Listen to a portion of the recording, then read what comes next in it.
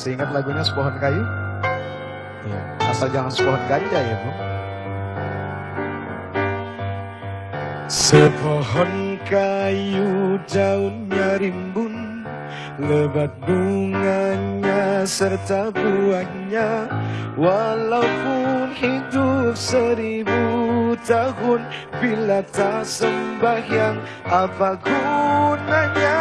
Walaupun hidup 1000 tahun, bila tak sembahyang apa gunanya? Bekerja sehari-hari untuk belanja rumah sendiri. Walaupun hidup 1000 tahun, bila tak sembahyang apa gunanya? Walaupun hidup 1000 tahun, bila tak sembahyang apa gunanya? Baik pemirsa di seluruh tanah air, alhamdulillah akhirnya kita berjumpa lagi dalam acara 1 jam lebih dekat.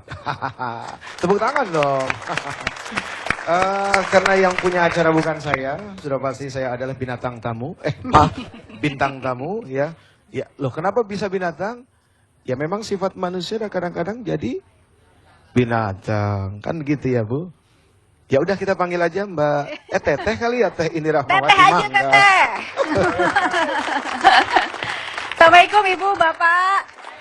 Assalamualaikum Ustadz, apa kabar? Waalaikumsalam warahmatullahi wabarakatuh. Aduh, senang banget. Itu tadi lagu tentang apa tuh? Boleh diceritakan? Silakan sambil duduk. Saya di sini apa di situ? Di kan mana 1 aja? jam lebih dekat. Iya, 1 jam lebih dekat, Kalau tapi ini 1 duduknya jam tetap lebih jauh. jauh. Oh Iya, sini aja. Ya, tadi lagu tentang apa tuh Ustadz? Saya lagu- panggil Uje aja, Ustadz Uje. Iyalah Uji aja. Kalau Ustadz kali. Uje kan Ustadz. Jeffrey. Iya. Uji aja kali. Iya. Apa tuh lagu tentang apa tadi? Lagu tentang sholat. Mhm. Jadi intinya sebetulnya gini. Kita hidup 1000 tahun gitu. Meskipun mustahil kayaknya ya. Tapi kalau kita nggak ibadah, nggak sholat, tidak menyembah kepada yang memberikan hidup, ya sudah pasti nggak ada manfaat. Ada sebuah plesetan gitu kan. Rumah yang besar jadi impian. Siapa orang nggak kepengen punya rumah besar gitu kan. Harta yang banyak membuat senang. Walaupun hidup 1000 tahun, bila tak sembahyang apa gunanya? Walaupun hidup 1000 tahun, bila tak sembahyang apa gunanya? Artinya begini, orang kaya raya punya harta dan segala macam, nggak sholat percuma. Kalau yang rumahnya besar aja nggak sholat percuma, apalagi yang rumahnya cuma ngontrak ya. Mau 1000 tahun, mau 100 tahun, mau 1 tahun kalau nggak ibadah percuma ya Ustadz Betul. ya. Jadi inti ibadah adalah bersyukur kepada yang telah memberi. Nih, boleh kasih tepuk tangan untuk Ustadz. Ini tadi sudah disebutkan, ini acara 1 jam lebih dekat bersama Ustadz Jeffrey Al-Bukhari. Akan mengenal lebih dekat profil beliau, termasuk masa lalunya, masa kecilnya. Siap untuk dibongkar tidak? Harus siap. Ya, karena semuanya pasti ingin tahu. Tidak langsung menjadi seperti ini. Tidak langsung menjadi seperti ini kan. Ada perjalanan yang harus dilalui seperti itu ya. Kita tidak akan sampai ke Bali tanpa sebuah proses naik pesawat. Terus proses guncangan di atas. Ketika naiknya penuh dengan rasa ngeri. Ketika turunnya juga deg-degan. Begitu sampai di Bali pun nggak langsung sampai tempat tujuan. Kadang-kadang tersesat dulu. Ya seperti itulah hidup. Ya, termasuk Uje juga katanya ini hidupnya berliku sekali, banyak warna, banyak variasi begitu ya. Nih, saya ingin tahu, zaman dulu Uje pertama kali entah itu dakwah, entah itu memberikan imam di lingkungan rumah Uje dulu atau langsung di radio, di TV? Oh enggak, proses awalnya sebetulnya apa ya? Saya dianggap sama beberapa teman-teman termasuk yang bisa dibilang sukses keluar dari lingkungan drugs. Lingkungan, ulangi, Drugs. lebih keras. Drugs! Sayang nih cakep-cakep nggak dengar. Karena ini yang harus jadi contoh gitu loh Uje. Ketika orang-orang melihat Uje ini udah wah bukan main ceramahnya segala macam, kita lihat Enggak, bersama-sama. biasa aja. Bersama-sama kita lihat dakwah Uje untuk mengingatkan Anda kembali. Berikut cuplikannya. Jadi kalau yang kecil yang nggak kelihatan ketika dia datang bisa menjadi sumber bencana malapetaka penyakit bagi manusia saja tunduk kepada Allah. Bagaimana dengan kita? Sudah seharusnya yang namanya manusia macam saya tunduk setunduk-tunduknya dan teramat sangat tunduk kepada Allah Subhanahu wa ta'ala. Sedikit saja ini untuk mengingatkan Anda. Tetapi Anda tidak langsung berdakwah seperti itu kan Uje? Mungkin di lingkungan kecil dulu. Pada saat memberikan dakwah pertama, entah itu imam, entah itu dakwah di lingkungan rumah, langsung bisa diterima atau tidak? Iya, sudah pasti enggak lah ya. Karena memang kan orang dulu itu mengenal saya, siapa sih lo, nothing gitu kan. Yang kerjaannya dulu cuma ngerusak orang lain. Saya itu dulu paling senang, maaf kalau mabok gitu kan, nggak senang sendiri, senangnya berjamaah. Gitu. Iya, jadi saya senang berjamaah karena sesuatu yang dilakukan secara berjamaah pahalanya besar. Gitu. Tapi untuk yang mabok ini pahala besar juga nggak? Yang ya, besar kan? yang ngajak, gitu kan, dosanya. Dan lingkungan keluar masyarakat rumah tahu bahwa Uje memang sering kali ngajak-ngajak orang untuk mabok misalnya. Ya sangat tahu lah ya. Tapi karena ketika itu kita jadi orang yang teramat sangat sombong gitu kan. Sampai-sampai orang tua sendiri nggak didengar gitu. Apalagi orang lain ketika mereka nasihatin, who are you, siapa Allah? Mak gua juga nggak dengar, apalagi Allah gitu. Sombong banget. Pada saat memberikan dakwah juga ada ucapan seperti itu? Enggak itu. Bukan itu. dari masyarakat gitu. Oh ya, begitu kita mulai berproses untuk kembali kepada Allah, itu kan tidak mudah. 1 kali, 2 kali, 3 kali, bahkan mungkin 4 kali ya. Banyak sekali proses-proses yang pada akhirnya sebuah efek pembalikan kepada saya. Pernah sekali waktu saya diminta jadi imam gitu kan. Begitu saya sholat, softnya itu lumayan banyak. Karena memang biasanya kalau sholat maghrib sampai 3, 4, 5 soft. Begitu selesai, Assalamualaikum warahmatullahi wabarakatuh. Itu tinggal beberapa orang aja. Sakit memang sebetulnya, tapi akhirnya saya mikir, oh kayaknya memang ini yang harus saya terima. Sebagai sebuah proses pembalikan. Dulu saya suka nyakitin orang dan nggak pernah merasa bahwa itu adalah sesuatu yang akan menyakitkan orang lain. Tiba-tiba sekarang saya harus ngerasain itu semua. Dan mereka meninggalkan Uje diam-diam pada saat Uje menjadi imam di depan. Ya mungkin ya seperti itu. Saya tidak terlalu mau memikirkan atau membayangkan seperti apa kejadiannya ya. Saya hanya menerima saja lah. Karena memang ternyata hidup harus belajar dari situ. Apa pernyataan mereka yang didengar oleh Uje? Ada nggak? Selintas-selintas aja sih, tukang mabuk jadi imam. Ya wajar lah, mereka tidak percaya, wajar ya. Karena memang kan orang tidak semudah itu bisa langsung dipercaya. Oke. Nah akhirnya dari situ saya punya semangat bahwa berubahnya saya bukan untuk mereka. Tidak putus asa, ya orang nggak percaya, ya udah deh. Tidak, karena saya niat betul, saya berubah untuk Allah dan untuk kebaikan diri saya.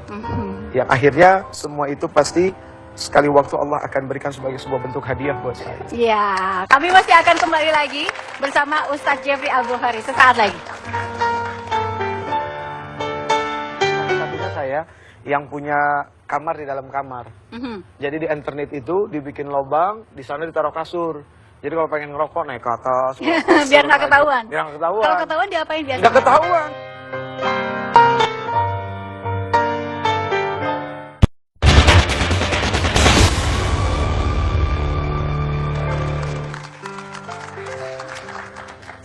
Masih bersama 1 jam bersama Ustadz Jeffrey Al-Bukhari.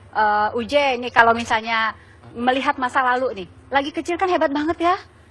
Hebat banget ya? Enggak, biasa aja. Iya, saya ini ada catatannya nih, dari kecil mendapatkan pendidikan Islam yang kuat sampai juara lomba azan, MTQ. Kemudian kasidah juga, penulis drama terbaik. Ya lumayan lah, penulis drama terbaik 1 pesantren, pemenang lomba sinetron remaja. Waduh, bukan main. Tapi setelah masuk ke pesantren, malah yang itu ditinggalkan atau jalan seiring dengan kenakalan?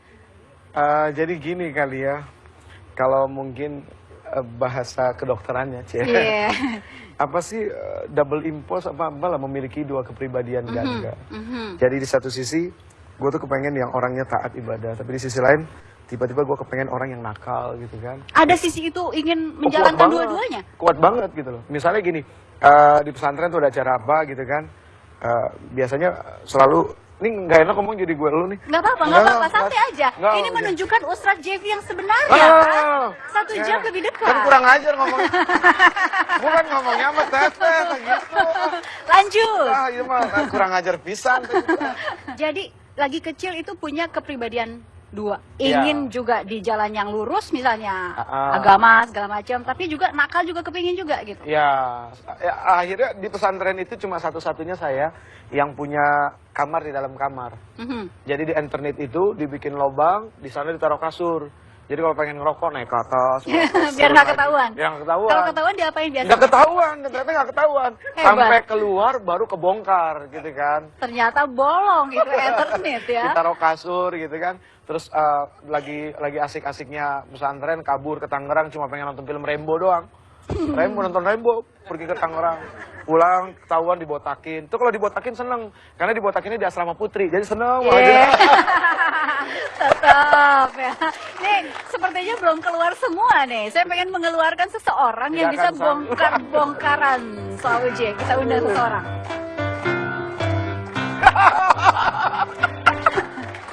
Aduh. Ya Allah. Muid lu ngapain tuh? Aduh. Muid. ya Allah. Panggilnya Muid ya? Muid, nggak boleh diartiin, bahaya kalau diartiin. Apa artinya? Ya jangan itu. Itu kalau diartiin bahaya, akan mengacaukan pertelevisian ya. Ya, silakan duduk. Ini namanya banyak, bisa boleh dipanggil. bergeser sedikit? Ah? Sedikit Oh, aja. iya. Iya. Ini namanya banyak, bisa dipanggil Agus, bisa dipanggil Bobo, bisa dipanggil Muid. Nah, Ya tergantung kalau ditanya Agus di mana? Agus Bobo. Bobo di mana? Bobo di Kalijodo gitu kan. Kalau Agus mana? Agus Muid. Muid apa? Jangan itu jangan itu rahasia kita. Penasaran nggak ibu-ibu? Jangan, Penasaran. ibu jangan. Nyesel kalau tahu, jangan. Bukan kalau saya ngomongnya saya bisa disambar geledek ntar.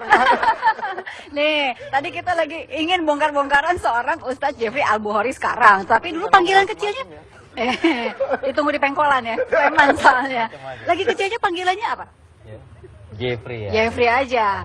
Nih, tadi ceritanya lurus-lurus saja. Ada cerita-cerita yang kira-kira belum dikeluarin? Ada Gimana? satu saat dulu saya masih suka ke diskotik juga. Tuh dia bilang, gue pengen jadi model bisa nggak nih? Ini kebetulan dari lomba di diskotik. Emang dia pengen terkenal gitu ya? Betul. Cuman yang jadi masalah, gue mesti daftar. Ya oke. Terus sesudah bisa daftar, baju celana nggak punya. Daftar dulu pakai apaan? Baju, celana nggak ada. Uang juga katanya. Uang juga susah, 10.000 dulu pendaftaran saya. Dapat dari mana tuh duit? Ya akhirnya ya seadanya aja dapat dari nih daftar. Oke, baju sekarang dari Nah. mana? Baju saya pinjam dari temen satu, namanya Ceki. Celana pinjam lagi satu. Masuk jalan. Oke, terus Ya, Gua aja udah lupa. nggak sia-sia gitu. Jadi dari hasil seperti itu pengumuman bahwa Jeffrey juara. Waduh, Yeah. sampai di situ dapat uang. Waduh, senang juga sih walaupun nggak banyak. ya. Dapat cipratannya dong, teman-temannya dapat cipratannya. Saya panggil lagi satu lagi nih. Berani? Silakan. Berani. Oke. Ini mah tukang ngebitrik. Iya. Allah Akbar. Nih, Bang Taufik ini teman dari masa kecil sampai sekarang ya, Bang ya? Sampai Iya, Bu. sekarang dan masih sering ketemu ya? Sampai Sebenarnya sekarang? sih ketemunya ya kalau kebetulan ada acara aja, ada event. Kalau sering ketemu banget sih enggak. Kalau sering ketemu dari dulu sampai sekarang kan pasti ada peristiwa menyedihkan, menyenangkan. Betul. Boleh dong diceritakan sedikit mengenai peristiwa apa ya? Yang kan dia satu tempo pembantu Ustadz Jeffrey ini datang ke rumah saya. Dia sambil menangis. Kemudian saya datang ke rumahnya. Kenapa sih? Nggak tahu, dia lagi ngamuk. Saya bingung. Ya saya naik aja ke atas. Saya begitu naik ke atas, dia ada di sudut dekat di mana ada keluar masuk untuk memperbaiki talang yang bocor gitu. Dia memegang golok yang begitu besar sambil mendekapnya kuat sekali. Saya bingung, kenapa Jet kok ada di situ? Ya jadi akhirnya saya tanya, itu ada orang masuk dari atas ke bawah. ingin membunuh saya. Jadi saya siap saja di sini. Dia memegang golok itu mungkin terlalu lama ya. Saya dengan perlahan saya ambil. Dia tolong minta maaf, barangkali ini takut membahayakan, nanti kamu bisa membunuh saya lagi. Saya repot. Saya ambil itu golok, ternyata goloknya itu panas sekali, Bu. Panas banget. Mungkin golok yang dia pegang itu udah berjam-jam kali ya. Jadi akhirnya saya bilang, Jeff, ya Allah ya Rabbi, kenapa bisa begini ya? Nggak tahu, mungkin besok nggak begini lagi kali. Ya udah begitu. Terus kemudian melihat UJ sekarang bisa lepas. Waktu itu lepasnya ngajak-ngajak juga nggak? UJ dulu deh. Ngajak-ngajak teman-temannya juga nggak? Awal sih belum kali ya, karena kan ngerasa bahwa kita belum benar-benar istiqomah gitu kan. Sampai pada akhirnya kita istiqomah, sempat bikin yang namanya Laskar Sayyidina Ali. Jadi Laskar Sayyidina Ali itu terdiri dari kumpulan dari anak-anak muda gitu kan, yang sebenarnya masih belum beres juga gitu kan. Pokoknya kalau ada judi di mana disamperin, wah ada acak-acak gitu kan. Diskotik masih buka, kita datang masuk ke dalam, angkat kursi dilempar-lemparin gitu kan. Ya kayak gitu. Sampai pada akhirnya kita ngerasa loh kok dengan jalan kayak gini orang bukannya sadar malah makin jauh dari kita. Wah berarti ada pola yang salah nih kalau dakwah kayak begini. Akhirnya flashback ke masa lalu. Dulu gue juga di saat gue masih suka make, gue didakwain dengan cara gini, gue pasti gak mau, gue juga marah gitu kan. Nggak usah jauh-jauh lah, seorang pelacur yang benar-benar pelacur ketika dikatain pelacur pasti sakit hati. Oh mungkin kayaknya nggak begini kali pola dakwahnya. Akhirnya mulai dirubah pelan-pelan, mencoba ngerti perasaan mereka, jadi seperti mereka. Kemudian jadi teman curhat mereka, teman ngobrol mereka, teman sharing mereka. Ya akhirnya terus berkembanglah seperti ini. Dan berhasil. Saya nggak berani bilang berhasil, karena keberhasilan bagi seorang mukmin itu adalah di saat dia sakaratul maut, dia dicabut nyawa dalam keadaan la ilaha illallah. Baik. Ya, kami masih akan kembali sesaat lagi bersama Ustadz Jeffrey Al-Bukhori. Di situ keputar film tuh. Film apa? Iya semua. Ya, isinya yang mana? Yang jelek-jelek? Yang udah dah. Udah gak bisa diceritain dah. Malu ceritainnya.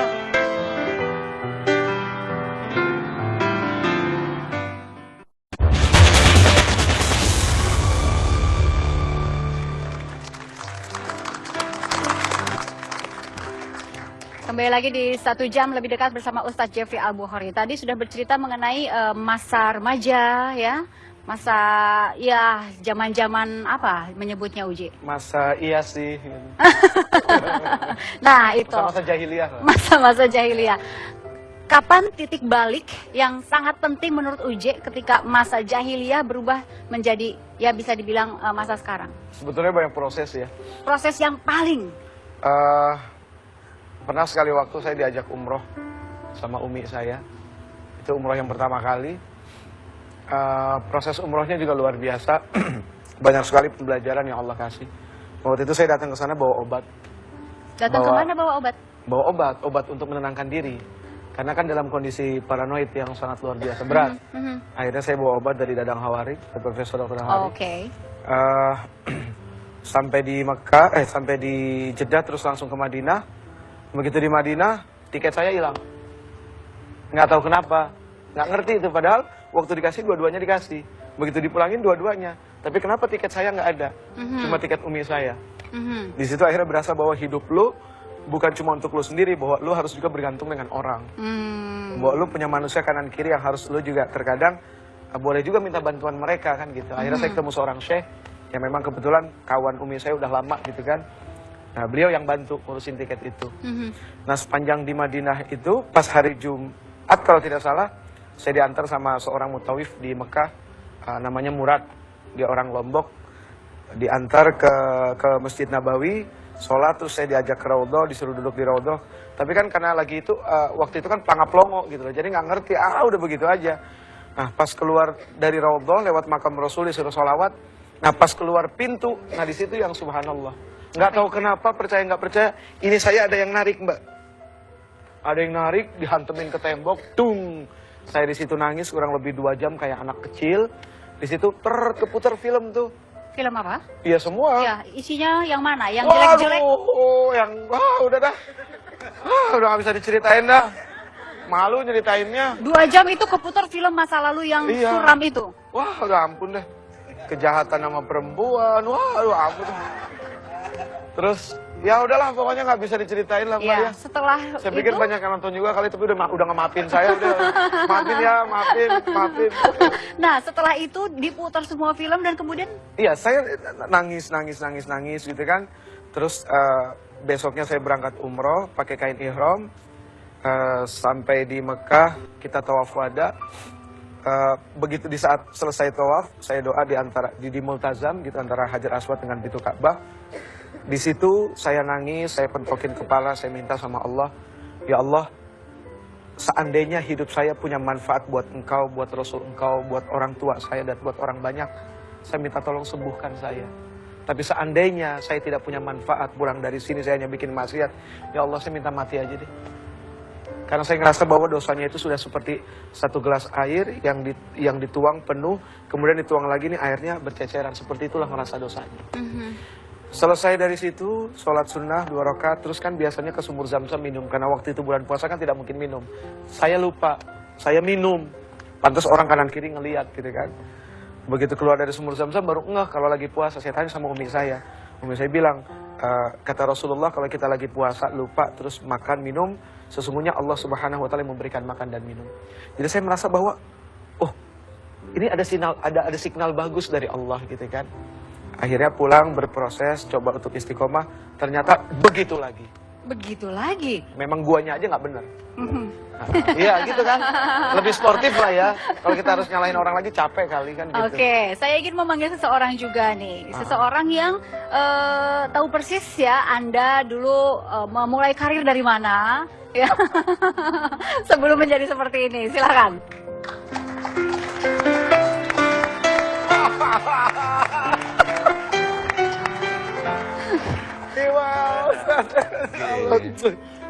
Allahumma sholli ala Muhammad. Halo. Nah, betul kan? Memang pernah bareng-bareng dulu meniti karir awal-awal dulu. Iya, pernah. Sebetulnya UJ duluan populer sebetulnya. Populer yang mana? Yang sinetron, yang model? Sinetron, model, dan juga dancer, penari. Ingat nggak? Waktu itu lebih banyak dikontrak untuk main apa?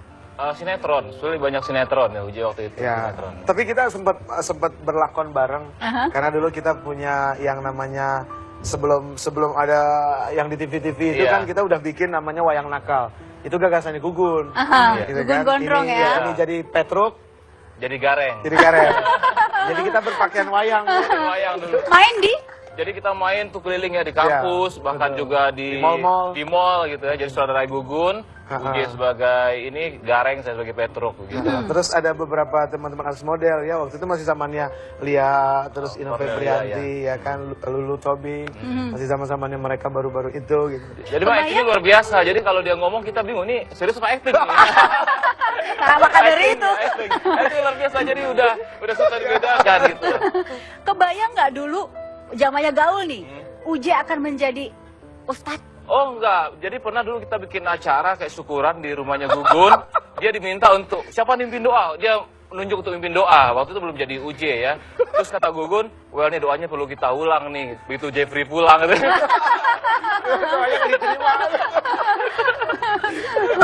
Nggak kebayang ya waktu itu? Enggak kebayang. Bahwa akan menjadi seorang ustadz dengan jamaah yang lumayan. Enggak kebayang, karena sebetulnya saya dengan UJ ini berteman dari 93 akhir sampai 98 awal. Itu hampir tiap hari kita ketemu Senin. Jadi saya itu tinggal di rumah Gugun Gondrong dan dia selalu ikut menginap di situ, nggak pulang-pulang. Paling pulang ambil baju dan sebagainya ya. Nah, terus 98 awal dia menghilang, tahun 2000-an tiba-tiba muncul ke rumah Gugun terus dengan pakaian sorban, jenggot, gamis gitu dan datang ke kita berdua. Dan itu sampai sekitar 2 jam kita berdua diceramahin. Ceramahin tentang akhirat, tentang dosa ya. Kita diam aja gitu kan. Ini lagi acting atau serius nih sebenarnya? Bingung ya? Jadi pertama kali dulu UJ ceramah itu khutbah Jumat undang saya untuk ngelihat.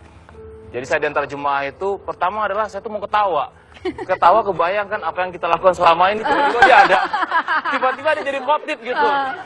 Khotib itu, tapi setelah 5 menit pertama saya jadi menangis gitu, tapi ternyata serius gitu ya apa yang diucapkan dan apa yang disampaikannya.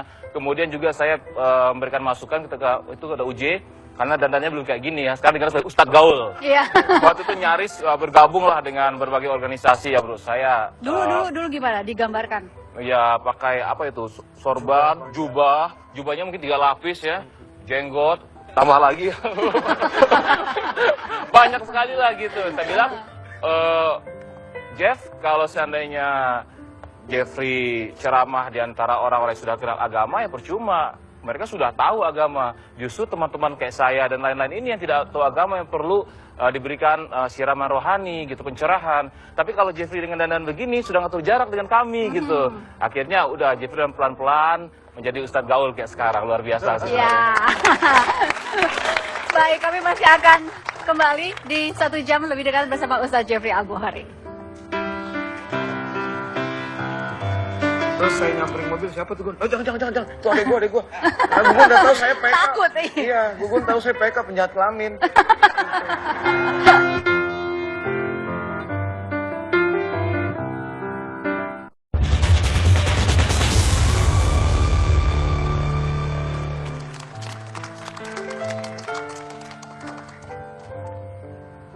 Masih bersama UJ. UJ, kalau saya boleh tanya, orang-orang di dalam kehidupan UJ yang bisa dibilang apa ya, berjasa, membuat UJ kembali lagi ke jalan yang benar. Siapa aja UJ? Boleh disebutkan? Ya, sudah pasti yang pertama adalah ibu saya. Karena yang pertama nggak akan mungkin saya lahir ke dunia ini tanpa beliau. Ayah saya meninggal tahun 92. Prosesnya juga dahsyat. Terus, Maksudnya dahsyat? Iya, prosesnya dahsyat. Waktu itu saya lagi ngelatih nari jadi koreografer di salah satu hotel yang ada di Jakarta. Waktu itu mereka ulang tahun. Pas waktu itu hari Minggu, paginya saya udah tahu kalau ayah saya sakit, dirawat di rumah sakit Husada.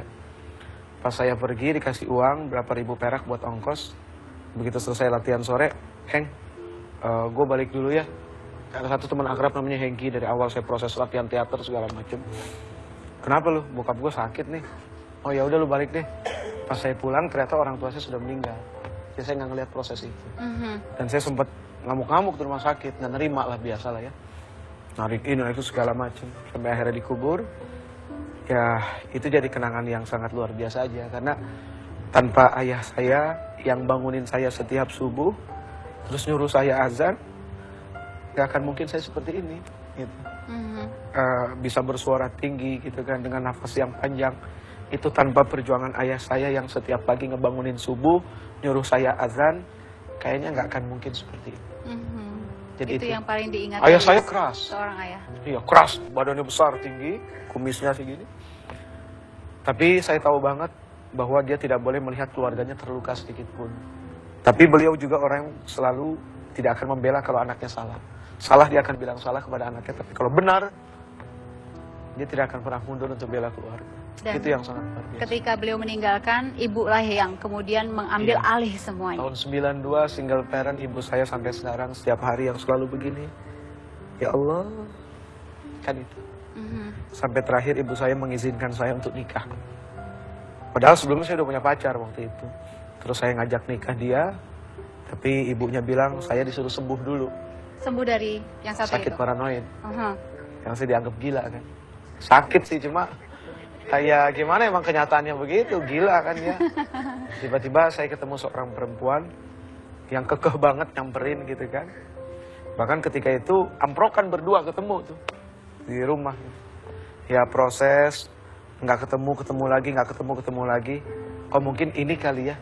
Akhirnya saya cium kaki umi saya, sama dia saya ngomong ke umi saya, Mi izinin saya nikah. Gitu. Umi saya bingung, yakin lo mau nikah? Iya kali aja ini jadi sesuatu yang benar gitu kan. Kenapa Umi sempat bingung? Nggak yakin gitu, karena kan sebelumnya saya juga pernah ditangkap di Polres Utara. Padahal udah bersih, udah berhenti itu. Udah masih kagak ditangkap juga iya, ya? udah kagak pakai apa-apa gitu kan. Gimana kalau pakai? Si Mu'id sebelah itu udah jadi tanda dari Allah sebetulnya tuh. Pas kita mau pergi dia kejebur got. Jebur got segini nih. Udah gitu, ya bondan lagi aja yang tadi sebelah. Dia tuh, udah akhirnya, ya saya nggak masuk gitu kan, dia masuk, karena yang bawa dia gitu kan. Dia cuma nginep Iya. doang 2 hari gitu kan. Nah di situ umi saya bilang, jangan panggil gua ibu, karena selama itu umi nggak pernah. Di situ pukulan yang keras banget, dar, gitu kan. Akhirnya kakak saya Ustadz Riyad, Ustadz Aswan gitu kan, saudara-saudara saya terus beberapa teman sahabat berusaha untuk gimana saya supaya keluar, karena memang tidak ada barang bukti kan, karena bukan saya yang pegang. Tapi ya itulah perjalanan hidup. Artinya Oke. tanpa Taufik atau Bondan seperti itu, tanpa Agus dan yang lain-lain, nggak akan mungkin saya seperti ini. Artinya proses kerusakan kejahilian kemarin adalah justru mengantar saya menjadi seperti ini. Saya ingin menggarisbawahi yang tadi, jangan panggil saya ibu. Saya ingin memanggil ibu Anda. Silakan.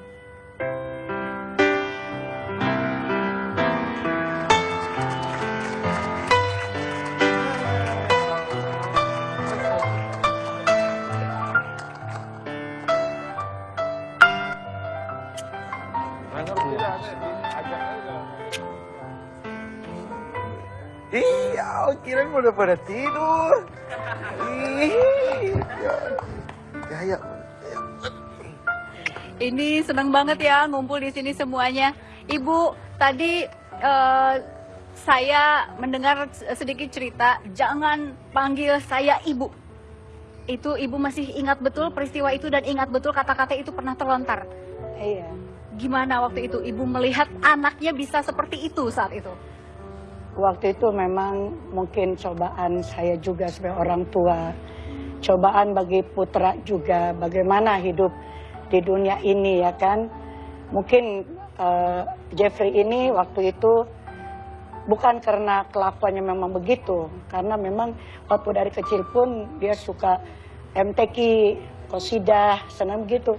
Maka dengan ada gitu saya nggak bahwa itu begitu, tidak. Jadi saya bilang saking udah keselnya gitu, nggak bisa berubah atau gimana, saya bilang ya sudah kalau gitu jangan panggil saya ibu, terserah kamu mau bagaimana. Tapi walaupun begitu saya tetap minta sama Allah supaya ya Allah berikan petunjuk, karena saya udah nggak mampu untuk mengurus putra saya yang kayak begini begitu. Alhamdulillah mungkin doa kita, doa orang tua, semua keluarga dan jamaah di Majelis Taklim, Allah berikan derajat yang tinggi kepada Ustadz Jeffrey Al-Bukhari. Ini saya ingin ke Mbak Pipi. Mbak Pipi, yang pertama duluan main mata atau yang pertama duluan naksir di antara Anda berdua siapa? Oh ini. Nggak ada yang mengaku ya. Yang mana? Jujur. Kata Agus Muid, saya mau dikejar-kejar. Polisi. Jadi yang benar siapa duluan nih? Saya yang lihat beliau duluan. Aha, Aku tapi di mobil waktu itu, Mhm. dalam mobil lihatnya. zaman-zaman apa nih? Zaman-zaman kuliah, SMA? Enggak sih, waktu itu beliau memang belum jadi seperti ini gitu kan. Masih Waktu itu saya menjadi apa? Waktu itu saya sama Gugun Gondrong ya. Nah, Mas Gugun di kebetulan kan saya habis dari acara di dunia model ya, terus pulang kata Mas Gugun makan dulu yuk di Menteng gitu, sekalian mau ketemu temen gitu. Terus pas di dalam mobil ya saya lihat beliau gitu kan dari jauh gitu. Tapi emang nggak boleh turun sama Gugun gitu. Terus Kayak dijodohin gitu, dicomblangin. Sengaja oleh Gugun. enggak sih. Nggak, malah Gugun ngelarang. Oh gitu? Gugun turun, terus saya nyamperin mobil, siapa tuh Gun? Oh jangan, itu adek gua. Karena Gugun udah tahu saya PK. Takut, Iya, Gugun tahu saya PK, penjahat kelamin. Ya, terus akhirnya kenapa sampai berketetapan hati untuk menikah? Ketemu di rumahnya Pak Ponco Sutowo waktu itu. Jadi mode bikin acara buka puasa, mode ya? Bukan apa? Aneka bikin acara buka puasa di sana. Ya disitulah ketemu gitu. Saya diajak sama Gugun, lagi-lagi sama Gugun, sama Iwel waktu itu bertiga. Akhirnya ya ketemu, udah dari situ ketemu nggak bisa dilarang kan. Tapi sempat bubar gitu kan. Sempat bubar lagi, nyambung lagi. Ya pertama ketemu, terus saya sempat nganterin ke Semarang, dia minta anterin ke Semarang. Saya bilang gimana mau nganterin, akhirnya dia sewa mobil. Dia sewa mobil, saya, Ustadz Aswan, istrinya Ustadz Aswan, kita berempat ke sana. Gitu. Sampai di sana, pulangnya, bapaknya kan kaget nih, siapa nih orang gitu kan, sempat diajak ngobrol serius. Tapi ya namanya orang gila kan bodo amat kan gitu. Maaf bang. Udah, Ya udah akhirnya sempat proses nggak ketemu lagi lama, terus ketemu lagi. Ya udah akhirnya minta ridho sama Umi, nikah. Waktu itu saya nikah juga dalam keadaan kondisi sakit ya, nggak punya duit, nggak punya apa Ya gitu. itu pertanyaan untuk Mbak Pipi, nggak punya duit, lagi sakit. Tahu kenapa mau juga. aneh juga. Terus dalam tanda kutip pemakai juga, apa yang menariknya? Apa ya? Nggak tahu dulu. Saya emang nggak tahu kalau. Ya itulah jodoh namanya. Kalau jodoh kan bisa dimengerti Mbak. Iya, maunya tetapi apa. kan kalau dipikir gitu, gimana Mbak? Waktu itu apa yang membuat Anda akhirnya memilih menetapkan, oke, saya menikah dengan orang ini? Pertama emang saya nggak tahu kalau dia pecandu, nggak tahu gitu ya. Terus setelah pacaran, terus begitu tahu dan saya melihat keparanoitannya dia gitu kan, kesakitan itu ada rasa apa ya, rasa sayang yang luar biasa gitu. Ada yang kayak tuh bisikan hati tuh apa ya, kuat banget bahwa ini tuh yang bakalan jadi jodoh kamu gitu. Jadi Semua yang diberikan oleh Allah ini kan tidak gratis. Artinya ketika Allah memberikan satu nikmat, maka Allah barengi juga dengan ujian. Kan itu pasti. Iya kan? Nah, ya itulah rahasia Allah. Iya. Baik, kami masih akan kembali bersama Ustadz Jeffrey Al-Bukhari.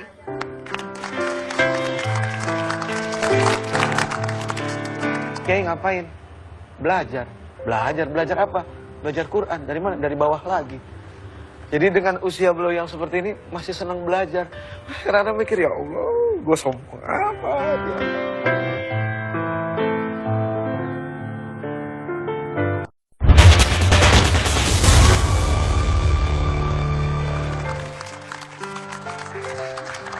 Nah, Uje sekarang sudah menjadi seperti ini ya, orang sudah tahu ya. Tetapi dulu-dulunya belajar agama, belajar ngaji, itu yang ngasih pelajaran siapa? Ayah di rumah, ibu, atau juga ada dari luar?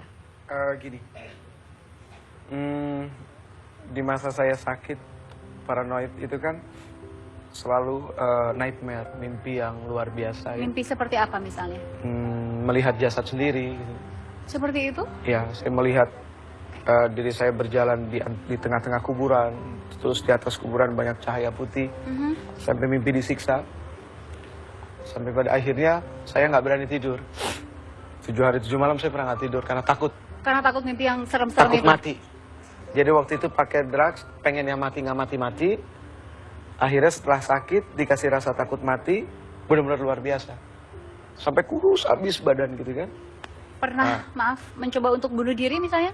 Oh, berapa kali pernah. Nggak enak lah ya dikasih lihat ya. Tetapi ini terutama karena apa? Ingin bunuh diri? Saya karena orangnya apa? kalau udah sayang banget. Tapi jangan sakitin saya. Karena saya bisa jadi psikopat waktu itu. Ini bicara masa lalu ya. Maaf ya Mia, ini kan yang dulu belum ketemu Umi ya. Saya pernah ada suka dengan satu perempuan gitu kan. Sorry ya Mia, ini bulan Ramadan loh, maaf ya. Yang dulu, ini dulu lama. Ini cerita misal saja. Saya disakitin, saya bisa datang ke rumahnya. Meskipun dikunci, saya bisa manjat. Dan gak dibuka, saya duduk depan rumahnya sampai pagi. Dengan kondisi ya lagi nggak sadar. Gitu. Nggak sadar tapi sadar juga bisa sampai ke situ. Ditungguin gitu, bodoh amat orang kanan mau apa terserah bodoh. Kayak gitu. Dan waktu itu senang melukai diri sendiri. Melukai diri sendiri karena... Ya, akhirnya saya berpikir daripada saya harus nyakitin orang, aku nyakitin diri gue sendiri deh. Entah dengan rokok, ya entah dengan silet, dengan pisau. Gitu kan. Ya mungkin itu efek dari, apa ya, drugs kali yang terlalu berlebihan ya, akhirnya jadi seperti itu gitu kan. Saya sendiri nggak ngerti, nggak paham, bingung. Saya ingin mengundang seseorang yang apakah orang ini menambah sesuatu untuk Uji atau tidak? Iya, kita lihat berikut ini. Oh, Masya Allah. Ya Allah.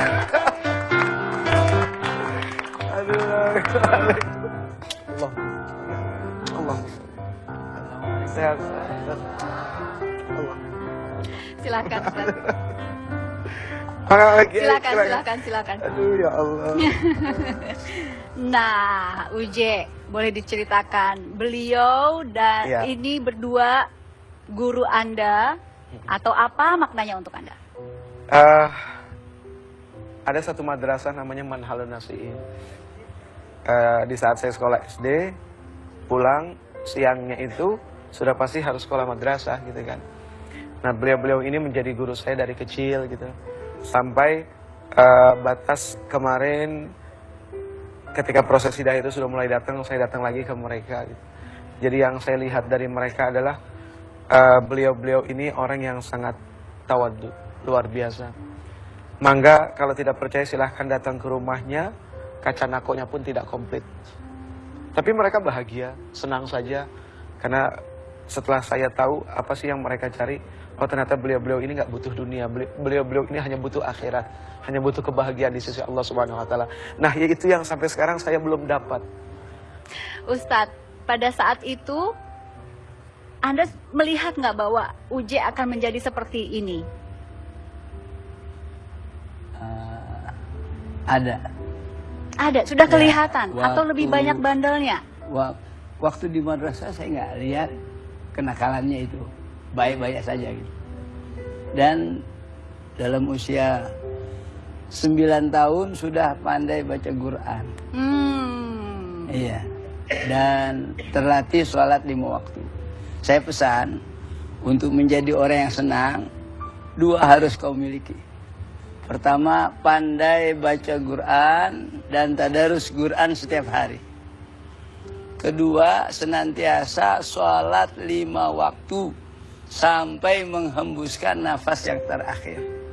Alhamdulillah, rupanya beliau berkenan dengan kata-kata itu, ditaruh dalam hatinya. Ya, sampai sekarang, insya Allah tidak meninggalkan sholat 5 waktu. Meninggalkan sholat 5 waktu enggak deh? Insya Allah. Insya Allah. Baik, pada saat Anda masih menjadi dalam tanda kutip gurunya ya Ustadz ya, beliau ini pintar, mudah menyerap, atau lebih banyak melengnya misalnya? Oh ya, saya masih terkesan, walaupun sudah lama ya.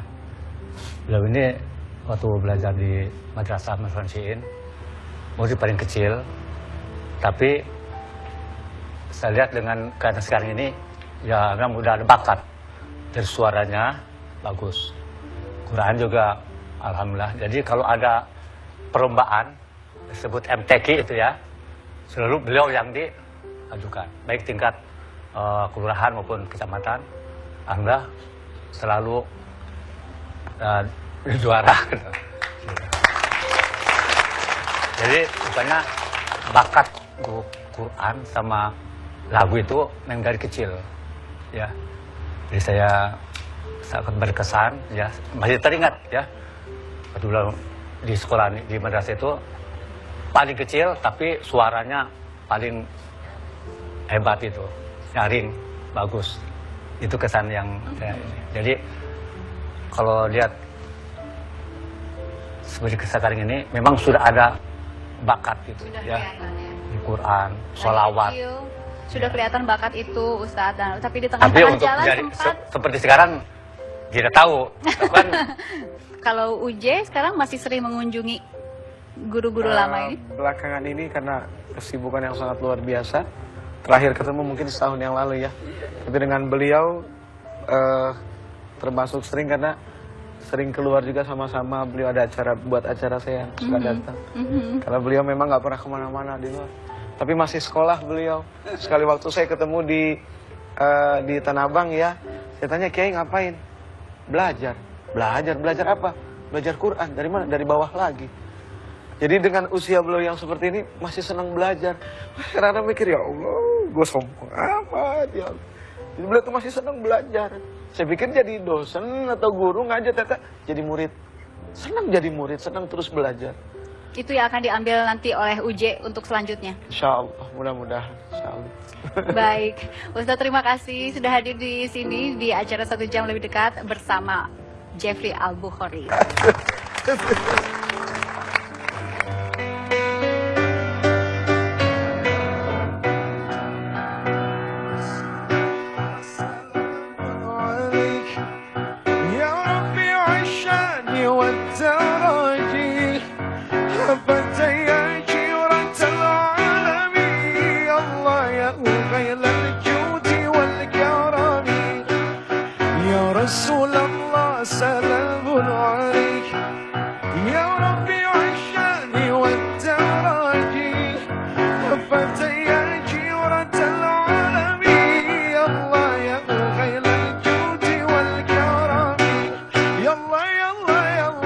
yang